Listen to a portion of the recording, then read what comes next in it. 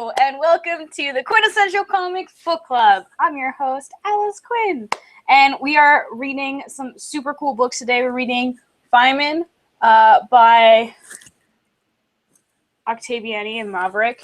I can't actually pronounce their names, but they're cool. They're cool guys. They're biographers. And we also read Phonogram by Jamie McKelvie and Kieron Gillen. Joining me today is a friend of mine, James Cooper. Oh no! Turn the lights thing off. Hey James, go ahead. Go for your introduction. Cool. I'm gonna remove my lower thirds now. You could do the same, and then we'll talk more about that towards the end of the broadcast. But for now, we're gonna start with the graphic novel first, Feynman. So there's a bunch of graphic novels that are like biographies and like true stories, and I've had this one sitting on my shelf since 2012, and I haven't like really gotten a chance to read it. So I was like, we'll put it in the book club. yeah, Jim knows what I'm talking about. All right, so yeah, I was excited to read this one because I read one of Feynman's books. What do you care what other people think? And I've got a Scott Pilgrim bookmark in there from back in the day. And Further Adventures of a Curious Character. So he wrote a book before this called Surely You're Joking, Mr. Feynman, or Dr. Feynman. But I didn't read that one. I read this one for a class I took in university, and I loved it. And I was instantly like, man, this guy is so cool! Because it's not just science stuff. He puts like a lot of personal anecdotes in there, and there's like parts where you like tear up and you're like, ah. So I was really excited to read Feynman, the graphic novel biographical version, because I'm interested in the dude, but also interested in how they're going to translate these anecdotes and these stories into biographical work. James, why don't you tell us what you think about this one while I pull up an image? Well, I didn't get a chance to read it all, but the art in it is fucking amazing. Oh, can I swear? Yeah. Probably should have asked that preemptively.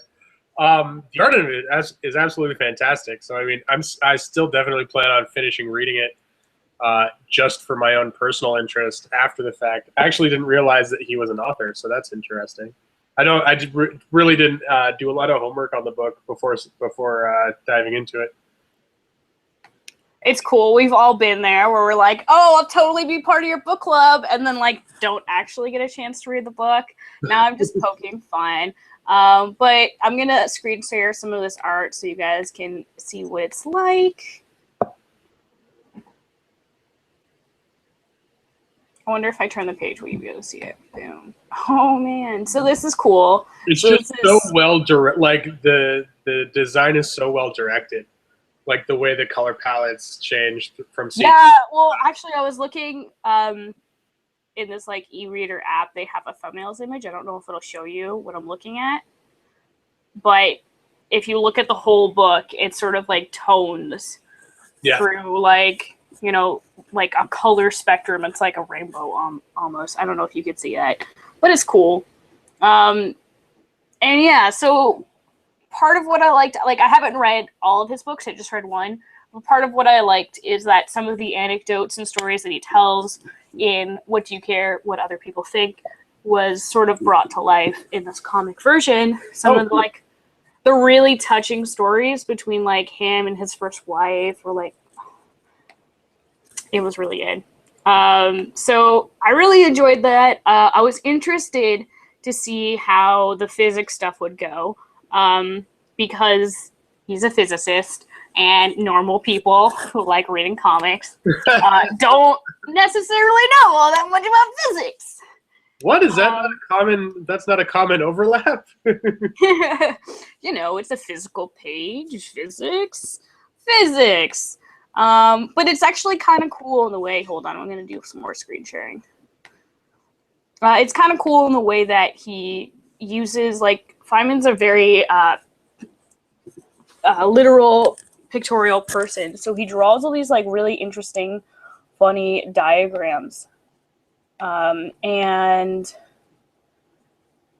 we get to see a lot of those in the book, and a lot of the ways he'll explain certain like aspects of physics. Please, no scientists watch this and tear apart my terrible explaining of it. So it was interesting, but also still like it's hard to understand on a first read. But it, you know, the beauty of comics is you can read them again. So if I was learning and I had to know about like electrons and photon beams and how like you can calculate the probabilities of like where you'll see a reflection and stuff, I'll read it again. I'll read that part again. But they didn't get into the real sciencey stuff until like really close to the end. So I feel like for most people who read the book like 200 pages up until that point would have like, you know, finished reading and finished it, even though physics, sciencey stuff. At least they waited till you were invested. Yeah, no, I feel like that's really good, because if they had done that like from the get-go, they would have lost a lot of people. Oh my god, we have people in the comments. Hold on!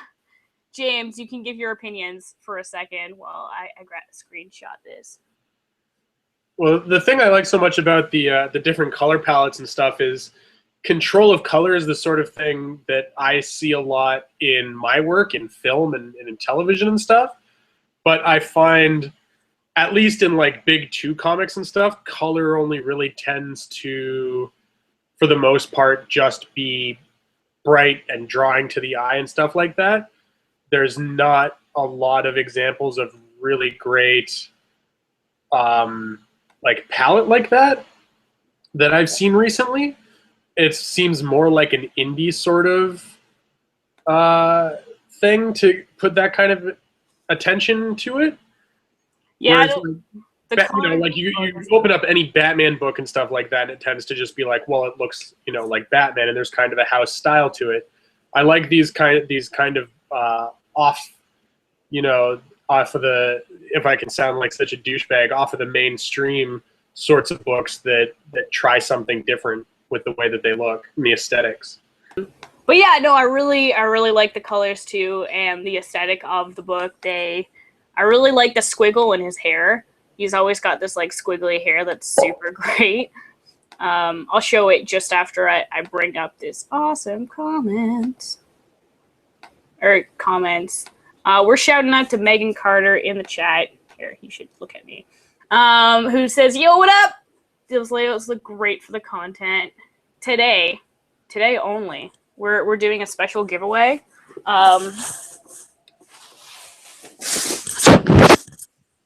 Okay, hold on. Special giveaway to one of the commenters on the chat, and so you've just been entered, and other people will comment shortly, so you'll have to come up with some interesting things. But boom! I made these super cool Quintessential Comics tote bags. These ones glow in the dark. They're silk screened by hand, and so I'm gonna send one out to whoever like makes the most interesting contributions in the chat today. So Megan, you've just been entered.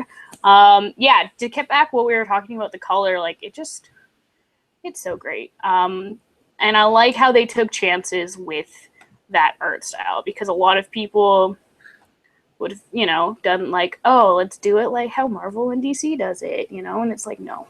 Yeah, it's got a great kind of like minimalist, like line style, really clean aesthetic, which is really cool. It almost looks like a picture book more than a comic book. Yeah, so like I'm just gonna show you guys the wraparound cover. I really dig it, and I like how they do his hair, and he's got like a, whoops. I'm using a new comic reader app. I really like his like hair and how it's like messy. And I just feel like it's a really interesting design, especially for something like physics, where it's like very specific properties. So to have that content and that subject matter, and also have this art, which isn't. Well, it gives Which it a isn't very it's not particular straightforward. silhouette. It's not perfect, and I really dig it, and especially like the coloring, like we talked about before, it's just super solid. Okay, I'm getting there. James, why don't you say something while I flounder like that? While you flounder, yeah. Yeah, like a fish. No, I agree with your comments about the hair. I think it gives him an interesting silhouette for a book that's not about, you know, iconic monsters or like interestingly designed superhero costumes. It's still a way that you could put his silhouette up against a wall and you would still get something that's distinct. It's not just this is the silhouette of like any person. Yeah. Yeah. So Megan's just talking about the color in the art as well. It's not a tool used as well as it should be, you're saying? Yes, Hawkeye is actually a really great example of Big Two Comics that actually does something interesting with color palette. Yes, I agree. I really dug the way they really toned that in, and were conscious of the tones and what they were saying. Hawkeye does a lot of interesting things, like with layout and stuff like that. It really doesn't feel like a Big Two superhero book, but that's a conversation for another day. Megan says the physics on that hair, though, which at who, and she comments that you should fill the dead air. Thanks, James. I can always count on you to fill that dead air. That's what I'm here for. Cool. So overall, I mean, I enjoyed Feynman. I'm interested in hearing what people thought of it who didn't know of Feynman's work beforehand. One of the stories in the very end of the book is the one that's mostly what this book is about, which is the Challenger accident where the NASA space shuttle, the Challenger, exploded in the atmosphere. And they tried to figure out why, and Feynman was part of the team that was investigating it. And he found that the O-rings, which are something like this small, like these little rubber things in between the parts in the space shuttle, didn't do well with extreme cold. So they shattered. And that's like, that small thing was what disengaged, and then everything like collided and explosions. So I thought the way they showed that in the comic was really interesting. I thought the way they showed a lot of the anecdotes really interesting, but there was a bunch I hadn't read before, so I'm wondering if those are in the other book or if they got those through other sources. Now, in the back of the book, sorry, I'm going to take a little longer. In the back of the book, they have sort of a bibliography section where they talk about where they got sources for each of the stories and all the information. And some of them was the books, but they had, other articles and stuff in there. So it was good. But yeah, I'm really interested to see what people thought of it who read the book without having any previous knowledge about the physicist. Megan, did you read the book? No. Well, she's not saying anything right now, but I assume it's no. Cool. Let's move on to the next book. Oh, guys. I'm so excited to talk about this with you. I actually did my eyes all green because of how Emily shows up at the beginning of this issue. She's got these like crazy green eyes. I was like, yeah, dig it. James, what did you think of it? Start us off. I am actually not at all familiar with either of the creators of this book. I know The Wicked and the Divine is like this really critically praised series that's been out for a while, and I just haven't gotten around to checking it out yet. So I am coming into this kind of as a pair of fresh eyes in every respect. I cannot deny that it is a very intriguing setup for something, but I basically turned every page with a new question And I don't know if that's a good thing or a bad thing necessarily. I mean, I definitely want to read the next issue now, so I guess it's a good thing. But I don't feel like it did a great job of really setting a stage.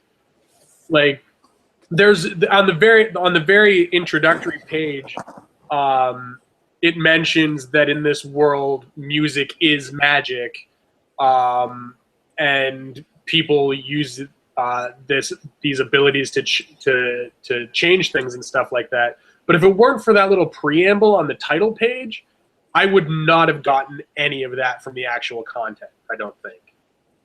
Okay, I'm really glad you brought that up because that was one of my points as well. Now, I found out through my research that Phonogram had 2 volumes before.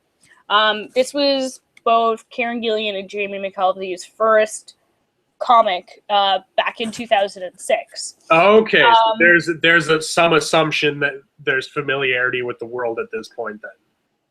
I mean, I guess, but even in the first volume, Rue Britannia, like I went back and I read those because I was like, research! Oh, okay.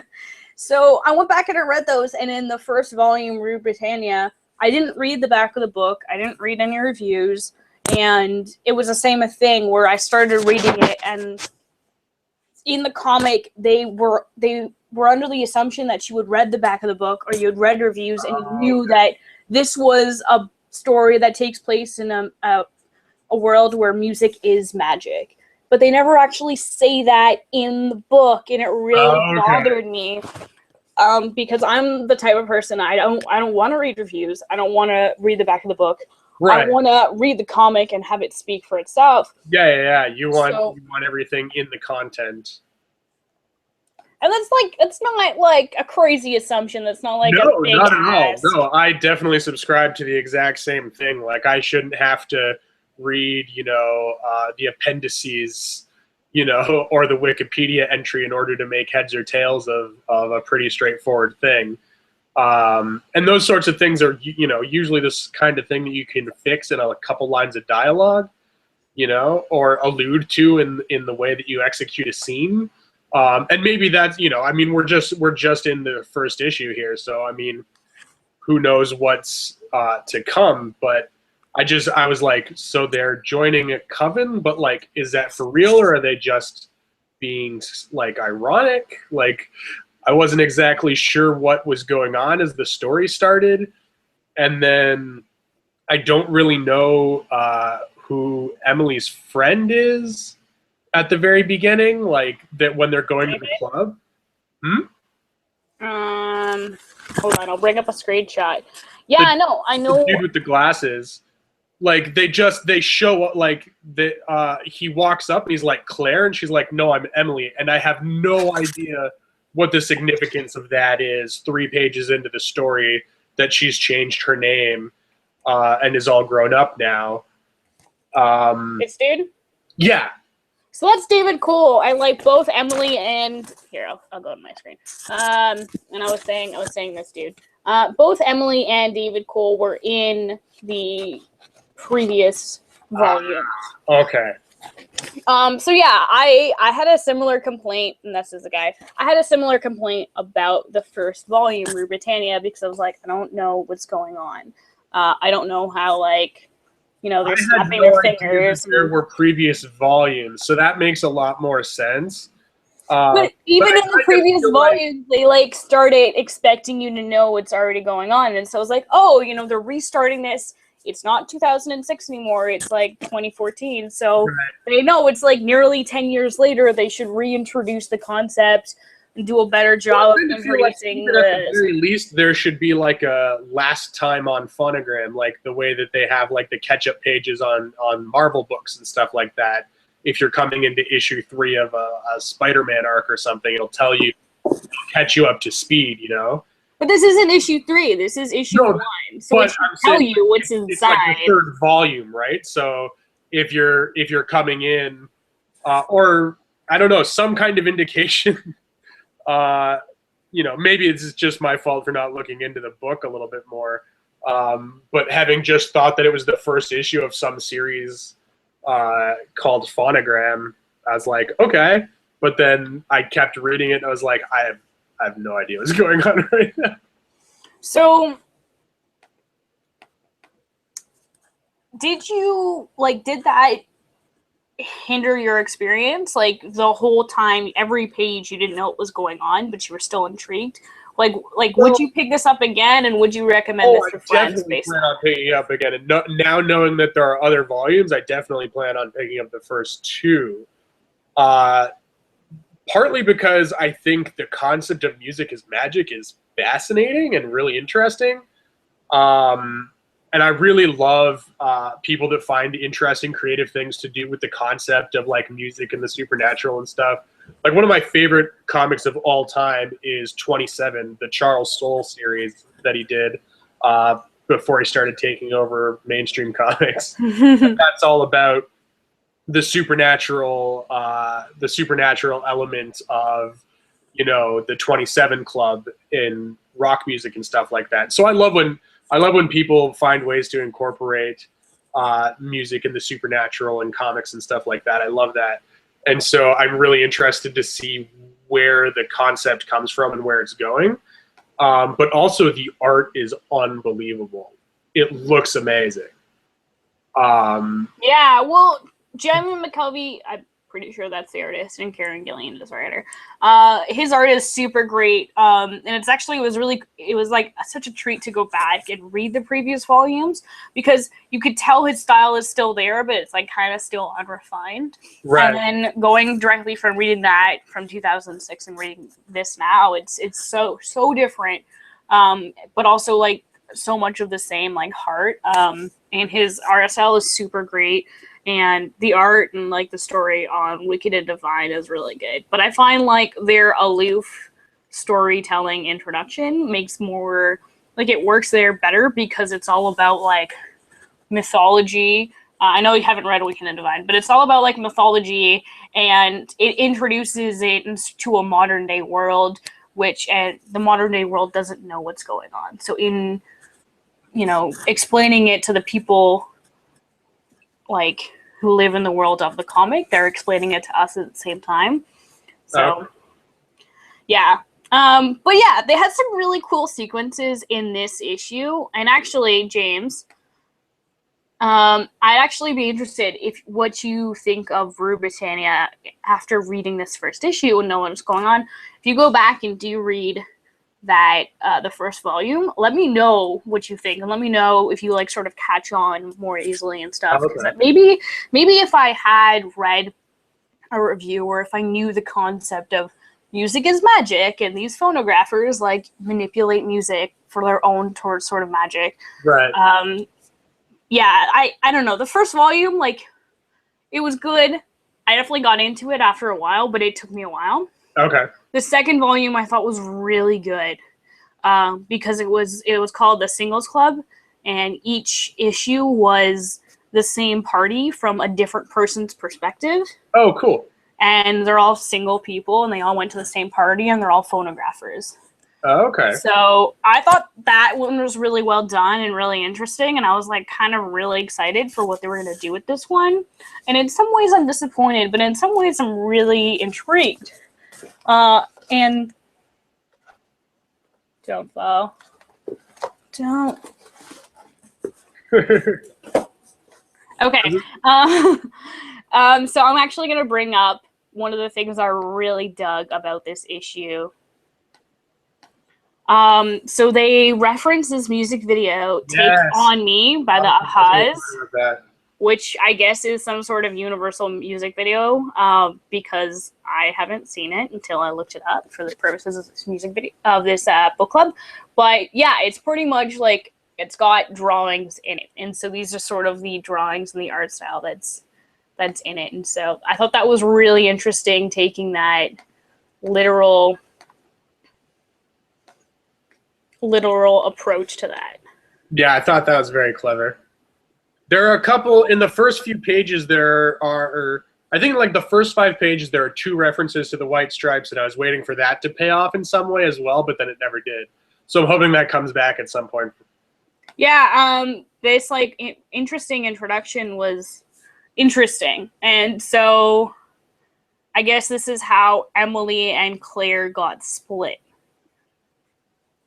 Because later on in the comic, they show her like talking to talking to a TV screen and being like, "Oh, maybe I gave up the wrong half." And it's like, "Wait, was that real? Did that actually happen?" And then they switch and I'm like, "What?" But you got that, right? You understood what was happening at that point. Yeah, so it's stuff like that that makes me think like, "Oh wow, okay, this is going somewhere very interesting." But just a lot of it. And this Seth character, I have no idea what his role is going to be, but I thought he was bloody hilarious. Yeah, so some of these characters are from the previous previous Phonogram series. So I think he was in the Singles Club as one of the DJs. Oh, okay. But I am gonna shout out to some of the comments. So let me bring up Megan's more than 2 cents, which we can totally deal with. Megan, never stop commenting. So this is back from when she was talking, when we first started talking about Wicked. We started talking about Phonogram, and she says Wicked and Divine is very similar. I was talking about how this was in 2006. And she agrees with us. The storytelling can be made clearer, and it's on them. It has to be in the story. I totally agree with you, Megan, as you heard. I don't know much about Kieron Gillen, but considering this was like their first idea and their first like independent creative project, I assume it's something that means a lot to them. And it is really hard to get across in comics, so I'm really looking forward to how they do that. And the video references were really well done. So, yeah, Megan, you know what's up. Nobody's fooling you. You know how it's going on. Everybody else, get in those comments, all right? It'll be super easy if I just have to like go to the embassy and give Megan a tote bag. It'll just be so super easy. I figured someone from Australia would have to comment, and I would comment, and then I'd have to like shove it in an envelope and see how many stamps I could put on it, and if I could get it to like across the world without paying an arm and a leg in shipping. But it seems like I won't have to because you guys suck at doing. All right, I'm sorry. I'm sorry, James. James. Since I wasn't able to really kind of get a grasp of the story quite this early on in the series, the one thing that I did really gravitate towards is the characters. And I mean, I mentioned Seth. He's like this big, like in-your-face kind of personality. But then there's also Jax, who is this, or sorry, Vox, not Jax, who's this like, it seems to be like this very large personality who's a singer. And I just, the fact that these characters are kind of peppered into the world, and they almost remind me of like buddy characters from like big 80s sci-fi movies. Like they're always stealing scenes. They have weird haircuts or like whatever, you know? And so I'm kind of really into that. I think those are the sorts of characters that I don't get often enough, and so I automatically just kind of eat them up when I get them. So I'm looking forward to seeing more of all of them. Yeah, no, they have a really good way of crafting these like interesting characters that seem like people. Like they're very they've got multiple characteristics for themselves. It's not like this person's the dork, this person's like, right, you know, the smart, you know. No, they don't put people in categories like that. And they often have like multifaceted people. Like a big part of all these characters is music, but like the type of music they like and the stuff that they relate to and the references they call upon are like so different and often not what you would expect from the way they would look and stuff. So I really dug it. I just wanted to, I didn't get an image, but here's Lady Vox. given cunnilingus on stage. But yeah, one thing I wanted to shout out to you in, I can't remember which article. I think it was Comic Vine. Someone had reviewed it, and they talked about how annoying it was that in this panel, they were like, fuck yeah. And then towards the end, in the music video sequence, they had it X'd out. For the I didn't even notice that the first time. I didn't notice it either, but I think it's because it's on TV, so right. It's to play the fact that it's supposed to be the music video. That makes a lot of sense. So that's my comment on that. For that person that wrote that article that I'm doing a terrible job of referencing. But yeah, I think it's good. I think it'll be a really good series. I definitely, if you want to get into it, I definitely recommend you check out the volumes that came out in 2006. There's lots of copies in the Toronto Public Library if you guys are local. The first one is like, yeah, but it gives you important backstory. And the second one's really good. But also, that's just my opinion. Like, a lot of really amazing writers wrote super great things for those book jackets. So I'm sure a lot of people caught on to the magic is music is magic thing way quicker than I did. And you said you would read it too. Oh yeah. No, I'm totally into this and want to check it out a little bit more. I just wish if as a standalone first issue to something, I wish there was a little bit more in terms of setting up the world rather than just the characters. Because they do a good job of establishing who these people are as personalities, but I don't have a great sense of who David is to Emily or who Seth is to David. But I could tell very distinctly what all their personalities were, and they were very well written. There's some excellent lines of dialogue in there, but I just don't have a great grasp on the world that they live in and what they mean to each other quite yet.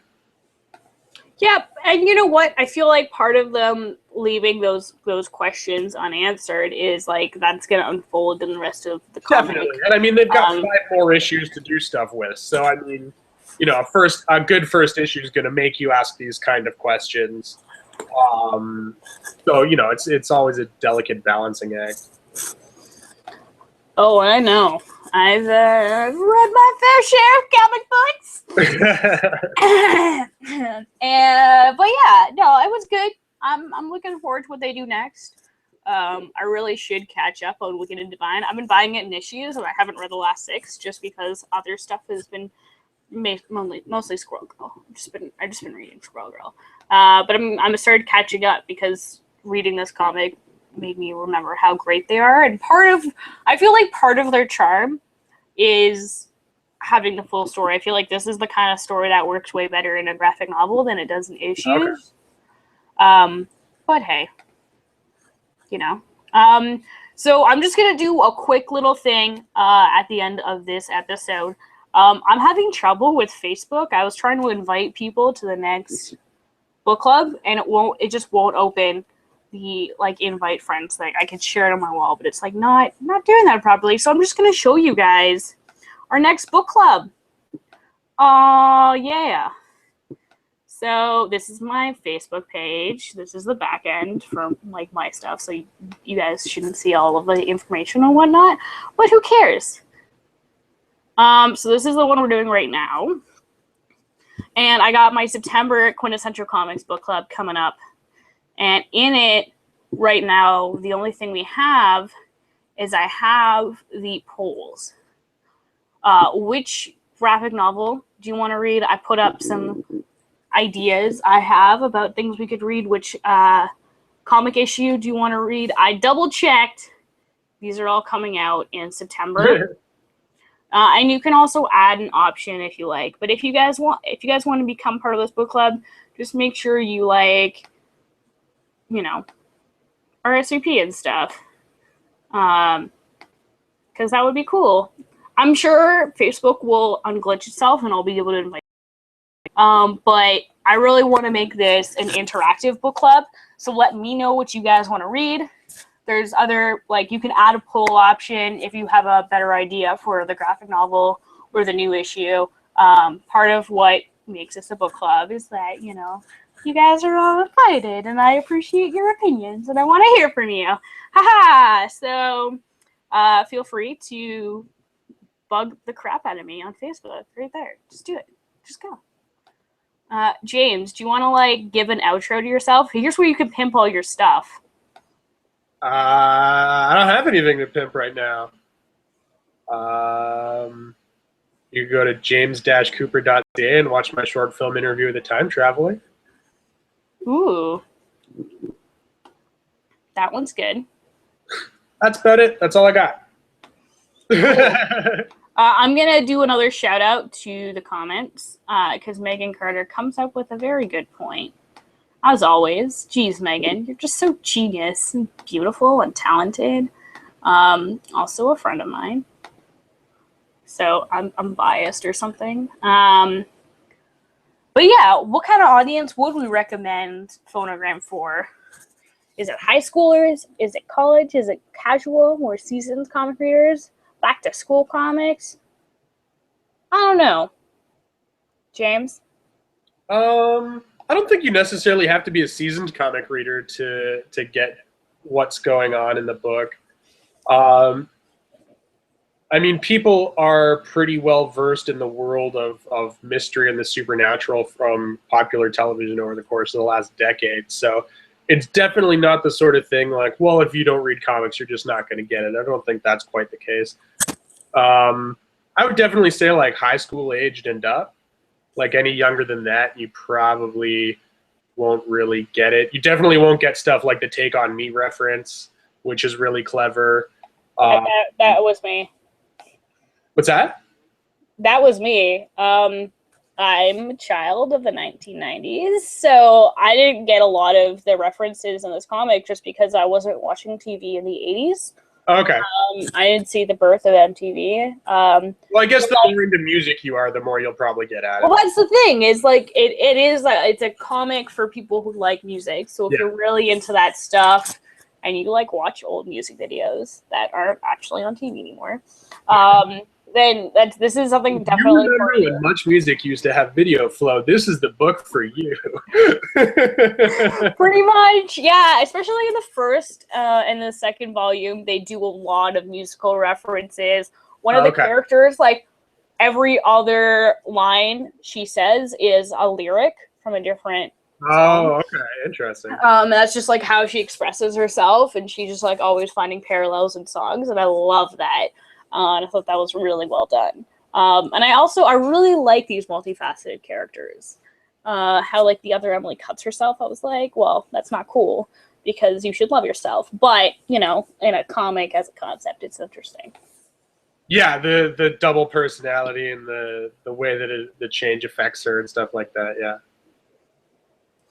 Cool. Do you want to do any more further pimping? Megan says you should pimp yourself. That's all I got. Follow me on Twitter? Yeah. _Jim. Also, I really liked your Elijah the Prophet short video. I started that. You can watch that on my website as well. Same URL. Holla. I'm actually going to put up my lower thirds for the outro. I'm Alice Quinn. This is Quintessential Comics. We do book club discussions every month where we discuss one graphic novel and then one new issue. I would love to have you join us. We have a new video on the channel called How to Participate in the QCX Book Club, which walks you through step-by-step how you can vote on the reads we're discussing, how you can join in the chat, how you can join in the videos. So please do interact with us. And by us, I just mean me. It's just me. The royal us. The royal us. So yeah, thanks so much for joining us. I'm really looking forward to reading more of Phonogram.